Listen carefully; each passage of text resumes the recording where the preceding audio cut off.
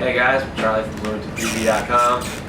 Seen some things out there that Mike Phillips has done with the frozen paintball test. Enjoyed it thoroughly, just didn't believe it a whole lot until you do it yourself, I guess. That's one of those things. So Central Illinois, I've seen these paintballs floating around quite a bit. This is Falcon Redemption. It's got a red shell, yellow fill. Used a Pekin's NPL demo. Bloomington, Illinois Field Urban Warfare had it for quite some time. And I decided I'd do my own test on it. And drop test really doesn't matter because you're shooting at 210 miles an hour. Me personally, that's what I believe. 300 FPS comes out 210 miles per hour. So we'll do a shooting test. We'll actually shoot a human being with it though, so that you can see the difference. You're not shooting through paper like that one guy did and stuff like that. This will actually be shooting a person, so we'll get a person's aspect on what it's like to be shot with.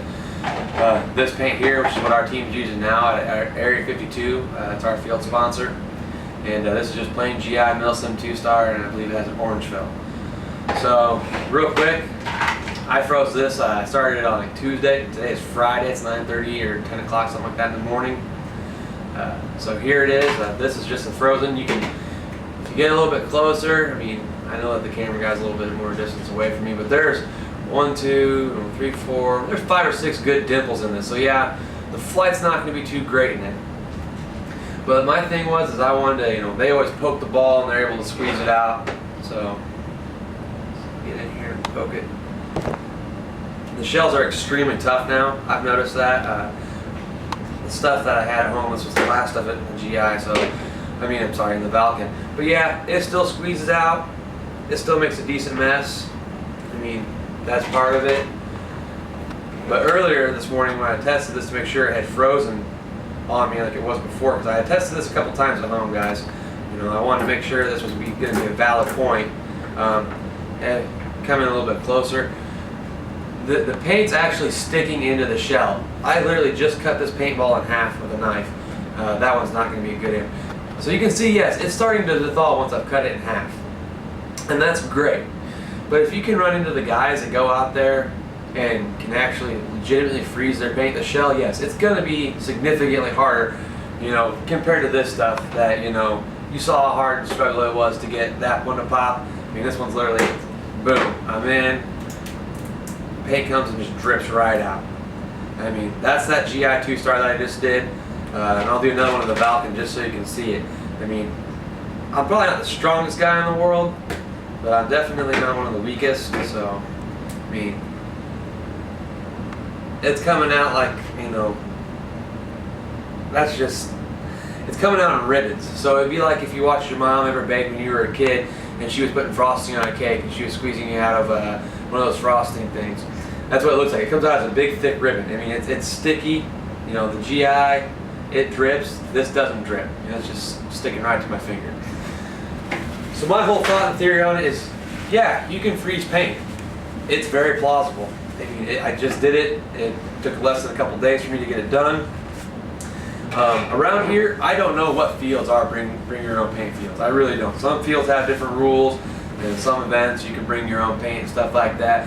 But if you run into that guy that's out there that has a deep freezer, has plenty of room, and can freeze his paint, and simple enough. I actually just watched a video on it on Mythbusters where they found out a way to get a 6-pack of beer the coldest.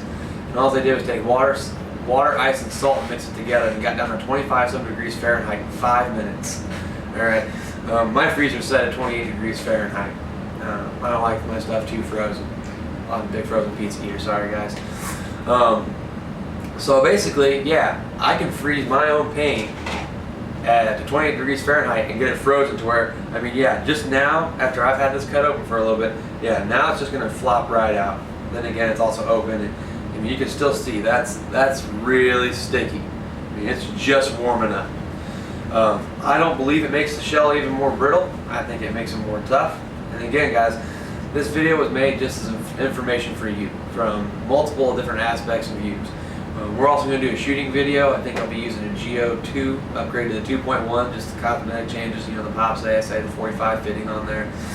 We're actually going to shoot a human being. I don't know how close, how far away yet. I'll get more into that as we go.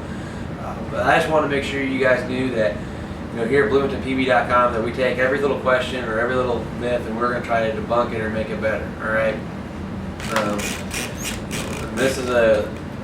this is one of them. You know, this is aggravating to see that people can actually do this shit. This is a disgrace to the sport, and it's dishonorable, and it's something that I can see happening. There's actually a tournament right now on Fulton County Paintball. It's on their Facebook page, Fulton County Paintball. And they're hosting a tournament for like $20 for everybody to get in. Is bring your own paint. So imagine some younger kids who think this is a funny joke.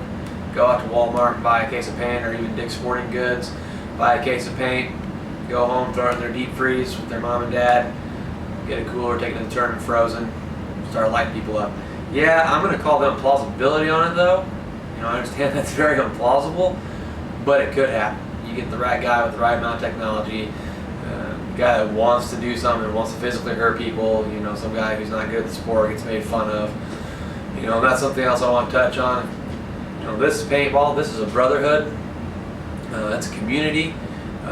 We invite all, young, old, you name it. Everybody's invited in at our sport, and that's something big that we want to get on. So I just want to make sure that you guys all know that, you know, this is just the most dishonorable thing you could ever do. I mean, yeah, I'm playing with it a little bit now in my hands, which, you know, I'm at body temperature, which I have no clue what that is. You know, skin temperature. And yeah, they're starting to like dimple around. I can squish it a little bit. But if you do this kind of stuff, if I ever run into you and you shoot me with one of these things and it's plausible at that time, I'll come after you. I'm not gonna lie. I'll bonus ball you just because this is the most disrespectful and honorable thing. This stuff reminds me of Monster Ball. That's how hard this shell is. This reminds me of Monster Ball. I think it'll break, but I got that strong feeling that it won't. And we'll probably try to shoot him a little bit closer range, so that way we do have a chance of it. You know, he'll be wearing a bounce vest and pads, but just to get a more better view of this, you know, because that's what happens. You know, you get bunkered with one of these things, and I'm pretty sure it's not going to feel too great. So, all right, guys, that's enough for the science part of it. So, which ain't very sciencey in my opinion. But what we're going to do now is we're going to shut the camera off. We're going to get all the guns and stuff set up, and we're going to go outside and shoot doodle badger.